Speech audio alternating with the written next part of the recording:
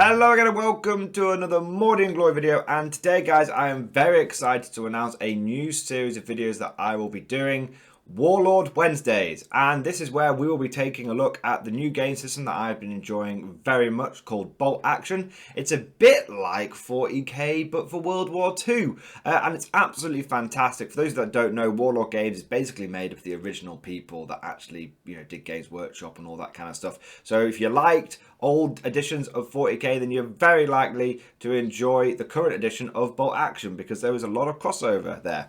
And I've been really enjoying it, and it's absolutely fantastic. But one thing I noticed is there isn't a huge amount of Bolt Action content out there. I mean, there's a few Reddit posts, I highly recommend you check out Bolt Action Reddit, but it's mostly for hobbying. And there are some YouTube channels doing stuff out there, but there's not a huge amount. And I thought, you know what, I love this game, and I think it deserves to get a bit more of a spotlight, and it would definitely help. It definitely would have helped me if I'd had a resource for tactics and whatnot for Bolt Action. So I thought, you know what, I'll do my bit to try and help grow the Bolt Action community, and I'll do some tactics videos. And these things are going to follow a very similar line to what I do with my Imperial Guard videos. We're going to be looking at various factions, and we're going to be looking at various tactics and units and all this kind of good stuff. And it's just going to be, hopefully, a comprehensive resource for various, for the armies that I play, and I can share my knowledge and experience of games that I've played with people that are interested in Bolt Action. Maybe you just want to watch these videos because you just like general Mordian Glory stuff. Maybe you've been interested in getting into Bolt Action, but you're not quite sure how to take advantage of a certain faction or whatever. Well, that's what I'm going to be taking a look at today. Now, I'm going to be basing these videos, as always, on my experience. I'm not going to be doing theory craft videos with these things, which means that I won't be able to cover absolutely everything. But what I will do is I'll obviously start off with armies that I'm very familiar with, like my Imperial Japanese army. And then as I get more familiar with my Germans, we'll do some German tactics. And as I encounter a wider variety of opponents, I will also be able to give perspectives on, whilst I may not play paratroopers or, red berets or green berets, all that kind of stuff. I may not play those factions. I'll certainly be able to give my perspective on what it's like to face them and what I was worried about when I faced them and what I wasn't worried about when I faced them. So, and knowing me, I'll probably end up with one of every bloody Bolt Action army anyway, and at some point I'll be able to do tactics from both perspectives. So there we go. That's a series of videos. That's what we're doing, and we're going to launch the first one with just a classic tactics for a classic World War II army. We're going to be taking a look at the Imperial Japanese army, and we're going to be doing some beginner tactics, what I learned from my first dozen or so games of 40k when it comes to the Imperial Japanese army and how to prosecute a good Banzai Charge. You see, if any of you have watched any sort of Hollywood films or anything like that, the good old Banzai Charge is what the Japanese are kind of famous for doing in World War II. Despite the fact they had a fantastic navy and fantastic air force and all this kind of stuff, one of the things that every time they're portrayed in a movie that they're on about is that they portray the Japanese and the Banzai Charge, and it is iconic. And the great thing about Bolt Action is a lot of those things, even if they weren't historically super prevalent, it is kind of like a bit of an arcadey World War II game in a good way, very much in a good way, makes it much more accessible. But they lean into that stereotype, and the stereotype of the Japanese is like the bayonet charge and that kind of stuff. It's the Banzai Charge, and likewise for the Germans, their stereotype for World War II, or stereotype might not be the right word, but their sort of theme for World War II was having great machine guns, so that's why the Germans get better machine guns and all that kind of stuff. So that's what we're going to be taking a look at today, though. We'll be looking at the Japanese, the bayonet charge, the Banzai Charge, and just some basic tactics for how you can make sure that your bayonet charges, your Banzai charges are successful. Because I have prosecuted many an unsuccessful Banzai Charge, and it wasn't until very recently that things all sort of clicked into place. And now my just regular old Japanese army I think they've got 4 or 5 games undefeated. I think 4 victories and a draw. And so they've been doing very, very well. And it's because I finally cracked the bayonet charge, because it is not as simple as it first seems. So obviously there's a bit of a long introduction, but it's the first one of a series, so I hope you guys have been able to bear with me. Let's just dive straight into the couple of special rules that make the Banzai Charge, the bayonet charge, for the Japanese such an effective weapon, and why you need to master it in order to be able to really have some good success with this army, in my opinion, based on my played experience. So First thing is the Japanese have 4 special rules, but we're not going to be looking at all 4 this video. We'll just be looking at the 2 that help with the Banzai Charge. And the first one is death before dishonor. And I'll read that one out now. Many Japanese soldiers and officers believe that a display of will through personal sacrifice would win the war for Japan.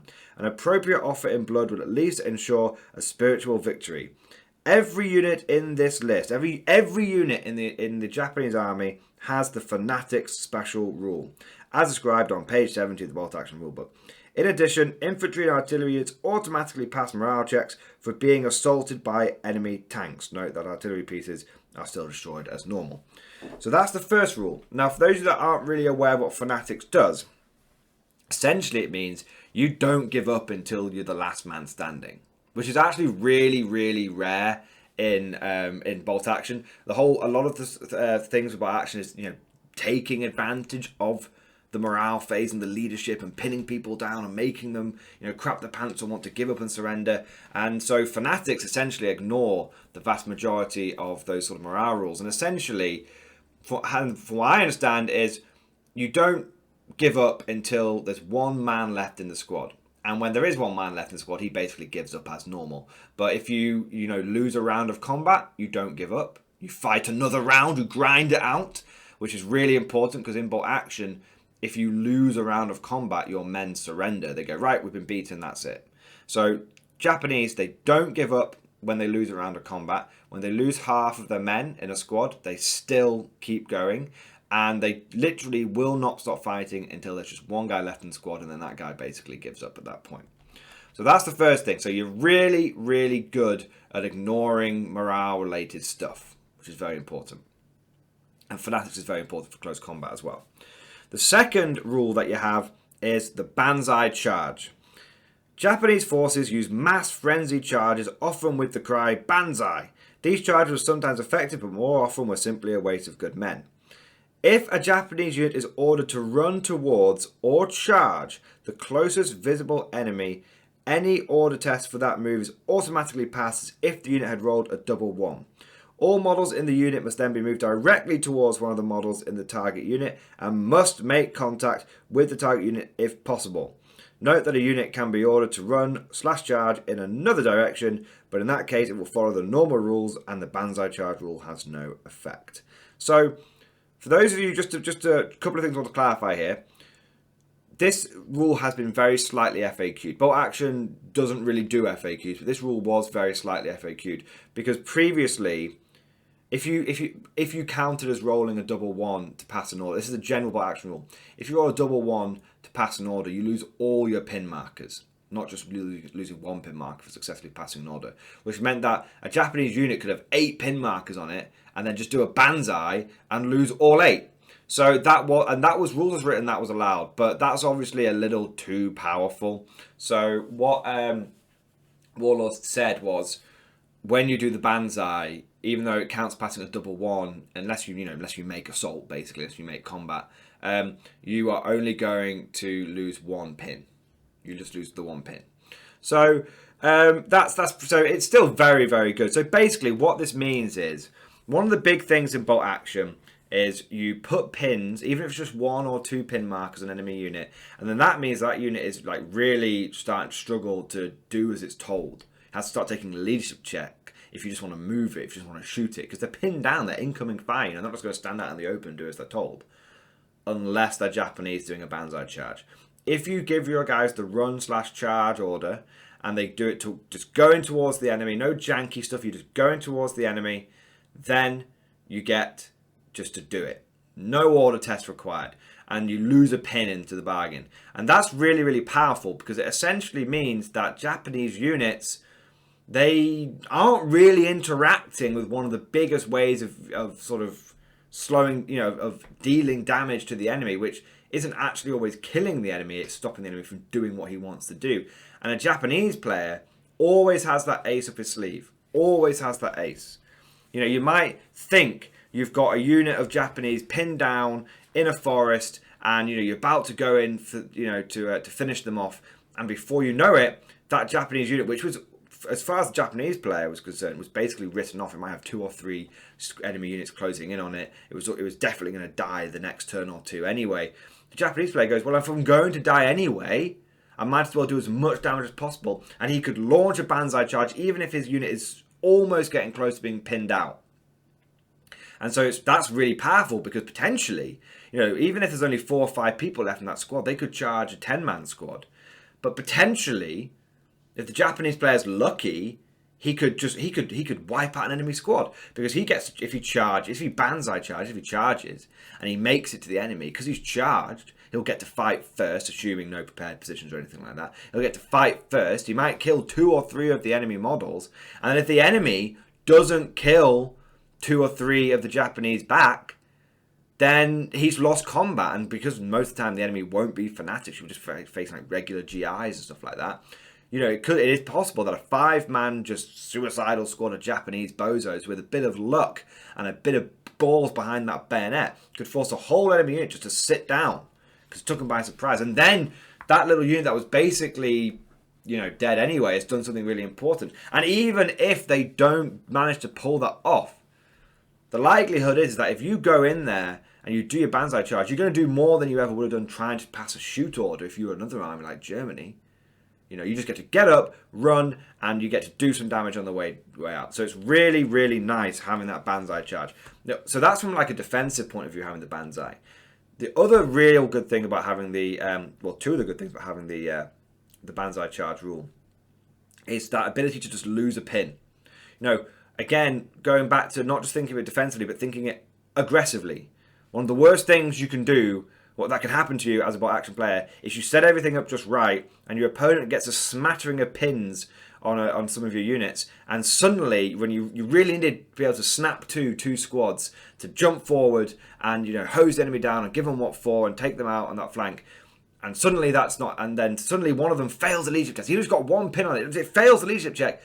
And suddenly your assault falters, the enemy doesn't get as much damage, they're able to counterattack, and it's really, really bad. Well, that doesn't happen in the Japanese because you have the ability to always be running forward, to always be having the momentum, being aggressive and forcing your opponent onto the defensive. And your assaults will rarely falter.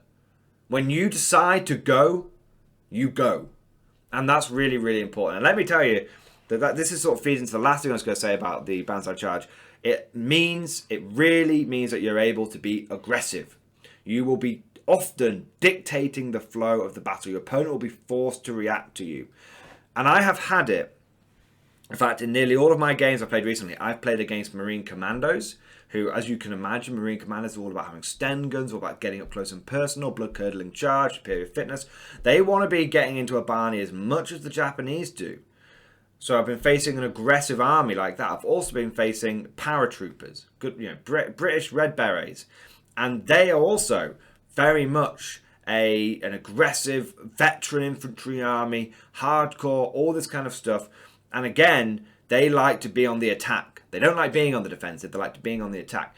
And I've been able to play with it, thanks to the Japanese, thanks to the Banzai rule. I've had both of those armies on the defensive. And I think that is why my Japanese have been seeing a lot of success recently, because they've been playing into armies whose sort of their strength is being an aggressive army and keeping the enemy on the defensive. But I've outdone them on that. The Japanese have outdone them, so I've put those factions on the back foot, and they've not liked it, and they've struggled to be able to adapt to it. Now, I would also say one thing to balance it out, because obviously people are going to be listening to this video and be going, flipping heck. Japanese are broken. Let me go and buy all the Japanese infantry I can get my hands on. I wouldn't say so. Bolt action is a balanced game system. As much as there are obviously some crazy things out there, but by and large, you stack up a reinforced platoon versus a reinforced platoon, and you bring a regular, you bring a tank and armor car, and your opponent brings a tank and armor car, and you both bring 30 to 40 infantry. You're going to be having a balanced game, and that's just good. Okay, and even if someone brings an all veteran force and you bring an all regular force, it's fine. It still balances out. I'd say some people say bolt action isn't balanced. I say coming from 40k, it's the most balanced game I've ever played. Chess is the only thing more balanced. So anyway, the thing is that what I would say with Japanese is the first few times, it's a bit like when in 40k someone plays Gene Stealer Cult. The first few times that someone plays against Gene Stealer Cult, they tend to lose. Even with the old book, which wasn't very good by the end of its lifespan, they tend to lose because Gene Stealer Cult are janky and they do things that other armies can't do, and they kind of break the game a little bit. And so it catches people unawares, and it takes the first maybe 2 or 3 games for them to get the hang of the army. But when they do, it's then game is on. It's back to being balanced. They understand it. And that's what I found with Japanese. They catch people off guard. But I've played 3 games against the Powers recently down at the local club. First game, Japanese smashed it. Second game was a lot closer, but the Japanese managed to pull out a win. Third game was a draw. And now the Powers have got the measure of the Japanese. And so now it's game on. Do you know what I mean? But it's because they're such an aggressive force that play very differently that it can catch people off. And that is a tactic you want to, as a Japanese player. And this might be thinking it's a long introduction, but it's not. I'm talking about how to prosecute a Banzai Charge successfully. We're linking into that, which is take advantage of the psychological impact it's going to have on your opponent. If you've not played Japanese before, Bolt Action is a smaller game system. It's not like 40k where if you play it solidly for 3 months, you're gonna down at the local club, you'll probably face every single army at least once. It's a smaller game system. So if you are playing a pickup game or you are going to an event, there's a good chance someone hasn't faced Japanese before, and you'll be able to take that into account. And I'm not talking about voodooing someone or messing with their head or anything like that. What I'm talking about is they might make some mistakes, some miscalculations, because they're not really taking into account, they're not experienced with facing Japanese Banzai Charge. So we've talked a lot generally there, and we've talked a lot about the Banzai Charge and explaining what the rules are and everything. And I'm obviously a little conscious that this is we've not talked about how to actually successfully prosecute a bayonet charge yet, to successfully prosecute a Banzai Charge. But all of this comes into it. It's all very important. It's a deep game, but action. You need to be able to be aware of these things. And so what you've got to take into account, like I said, is that you've got great morale on your side. You've got the ability for your men to do whatever you want, whenever you want them to. And you are combat-focused, aggressive-focused. So those are the 3 sort of headlines you want to be just always remembering when it comes to Japanese and Banzai charging. Now, let's get to some specifics, right? It's very tempting to see the Banzai Charge rules. And it's very tempting to just wildly put together a bunch of infantry and just charge them across the board and expect to sweep everything before you. If you do that, you will lose. You might catch one person off guard every so often, but you will lose because it's just not going to work. At the end of the day, if you don't do your Banzai Charge properly, you're just going to get mown down. And it's very important that doesn't happen. Okay, so how do you successfully prosecute a bayonet charge, a Banzai Charge? It's very important to get the timing right. I have genuinely had units of Japanese camping in the middle of the board near an objective, and I could have Banzai Charge. I could have run them out into the open, but I didn't. I refused to do so. I stayed on the objectives. I stayed near the objectives in some heavy cover, just hunkering down. Often I would just go down. Just go down and just take few casualties, smattering of pins, and I'd be absolutely fine with that. Because what I'm doing with my Banzai Charge there is I'm holding an objective. Because my opponent tries to take that objective, and I've got 2 units of Japanese infantry near him. Then he runs out into that objective. He's gonna get swarmed by crazy Banzai boys. That's what's going to happen. So it's very important to get the timing right. It's also important, you don't want to leave it too late, obviously, because you might get whittled down to the point where the Banzai Charge isn't going to be successful. And let me tell you, as someone who's been charging regulars into veterans, you really have to be able to do that properly. You can't leave it too late, because otherwise you'll just lose the combat. So you've got to get that timing right. You can use it to force your enemy to come to you, because if he doesn't, he's going to lose the objective game. And then when he does, you can spring on the attack and you can get him. So that's one thing. That's one way of successfully doing your Banzai Charge, drawing the enemy out, forcing them into a situation they don't want to be in, and then just crushing them out in the open. That is one way of doing it. Another way of doing it, another way you need to be successful when it comes to prosecuting your Banzai Charge is, and this goes on obvious, but you need to have fire support.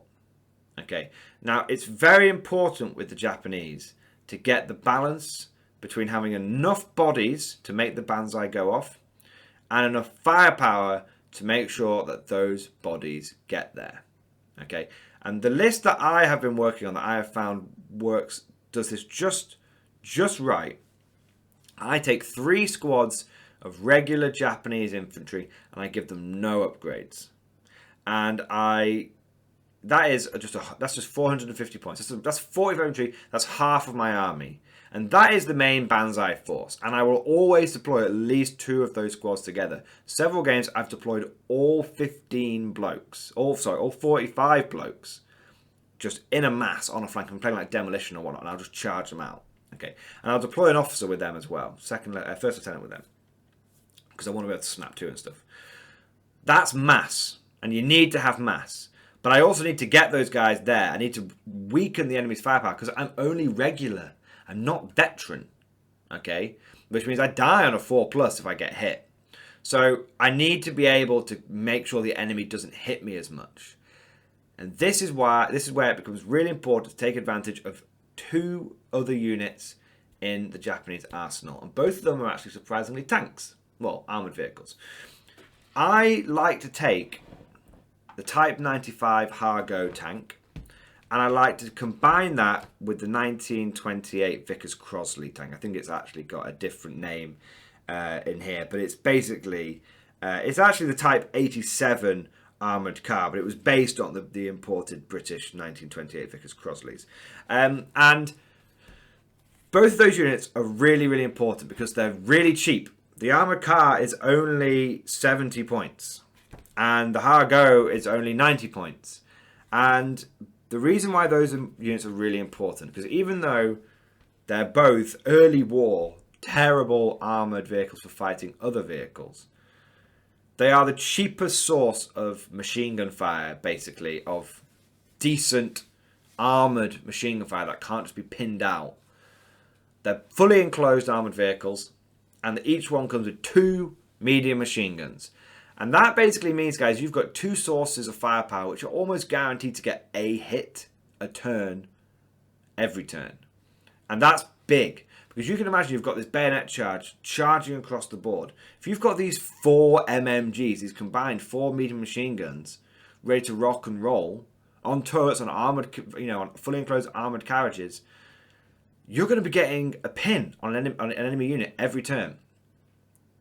On either 2 separate pins or 1 double pin on 1 enemy unit. And if you're able to combine that with a smattering of the firepower, what I'm saying is, guys, you keep the enemy pinned down. I have had games where I've gone 3 turns without killing anyone, but then turn 4, turn 5, turn 6 come along, and I flatten the enemy. Because all I've been doing those first few turns is pinning.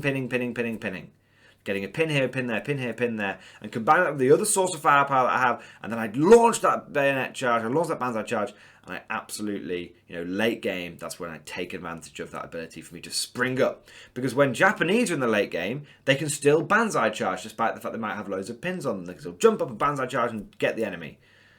But other armies in the late game are weaker, because they'll have multiple pins on them. Their overwatch will be less effective. Their squad sizes will be reduced. Their ballistic skill will be lower because of the pins again. So as the game goes on, if you're able to get that pin, do that masterful pin work, you can get your Japanese bayonet charges to be really, really successful. That's how you want to be doing it, because pins still matter for overwatch, which is really, really big. Nothing quite like getting the Hargo and the Type 87, blasting them into an enemy unit, killing 1 or 2 enemies, putting a couple of pins on them, and then charging in with another squad. And it's like, okay, well, there was like 8 veterans there, but now there's only 6. And now they're getting charged by like 11, 10 or 11 regulars. But their overwatch means nothing. And then I'm going to get in there. I'm going to get first dibs on them when it comes to charging, when it comes to attacking. I'm going to kill like 2 or 3 of them. And then now that veteran unit is down to like 3 or 4 guys. And that means that every single one of their attacks is going to have to basically kill to make us fight another round of combat. And even if they do, I'm looking at having 6 or 7 people left in the fight versus their 3 or 4 again, and then it just fights and I will grind down, I will win. But that rarely happens. I normally just if I've weakened the enemy sufficiently with my firepower from my machine guns, with my firepower from my mortar, and firepower from my light howitzer, and even just having a cheeky sniper just to plink a pin on them. You know, snipers like a guaranteed 4 pins a game, you know? So even if you have that, it means that you're able to get that charge in and just crush the enemy. So that is, I would say, one of the biggest things you need to be aware of when you are prosecuting a successful bayonet charge. Like I said, it's so tempting to just, from turn one, swarm the board and just run at the enemy and burn yourself out. You don't want to do that. You want to use your Banzai to hop from cover to cover, you know, and use it to keep your pin markers down, because every turn you're guaranteed to be able to lose a pin marker because of, you know, the Banzai rule. So you want to hop from cover to cover. You want to be staying near those objectives. You want to be forcing your opponent to come to you, and then if he does come to you, then you're able to pin him down and then charge him. And that's how I would say, in summary, that's how you prosecute a successful Banzai charge. And Simon, who's the guy that I play down at the club, if you're watching this video, I would love it if you could just comment with like your experience from your side of the game, from facing off against the Japanese, like half a dozen times now. That would just be, you know, I'm sure you will have some rather choice words to say about my Banzai charges. But anyway, guys, we'll leave it there. This video's gone on a bit longer than expected. I was actually hoping that these would be a quicker series of videos, but whatever, you know, it is what it is.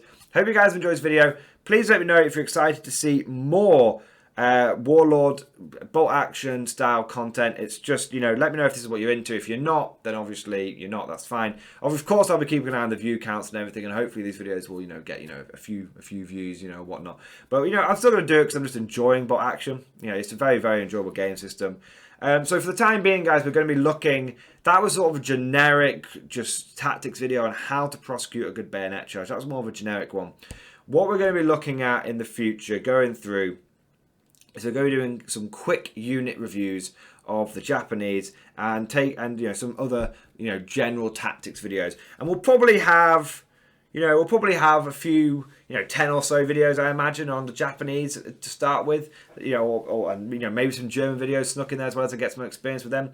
But we know that's what we're looking at. We're looking at just a short series of tactics videos, and then if people enjoy it, then we'll continue doing more of it. You know, that's what it's going to be. And of course, there may be some hobbying videos as well, because I might want to keep the Mordian Mondays to be hobbying on the 40k stuff, and I might want Warlord Wednesdays to be hobbying around bolt action stuff. We'll see what it takes. But let me know what you think. And of course, if anyone has faced the Japanese and you have some tactics for how to beat the Banzai charge, put it down in the comment section below. And of course, if you are a Japanese player who has some other tactics and some other favoured units for prosecuting the bayonet charge, the Banzai charge, please let me know. I have purposefully not mentioned the bamboo spear fighter spam, which is a very cheesy list you can run in bolt action, because it is a bit of a niche list, and I think it deserves its own kind of spotlight because it's kind of infamous, but I haven't actually run it myself yet, so we'll have to see how that goes. Anyway, hope you guys enjoyed this video. Thank you for watching. As always, I want to say a huge thank you to the Patreon supporters. It's thanks to my patrons that my channel is where it is, and to be honest, it's thanks to the patrons that I am able to explore the game systems now. You know, I'm able to try out some, you know, new game systems and like bolt action and really try them out properly, and then come back and produce new, fresh content. So you guys aren't just listening to the same Mordian Glory Talks About Conscripts video every single time.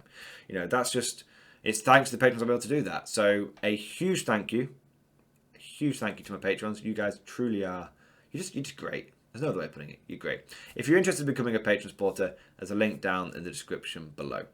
Anyway, we'll leave that video there, guys. Hope you've enjoyed it. Thank you for watching, and of course, I'll see you guys next time.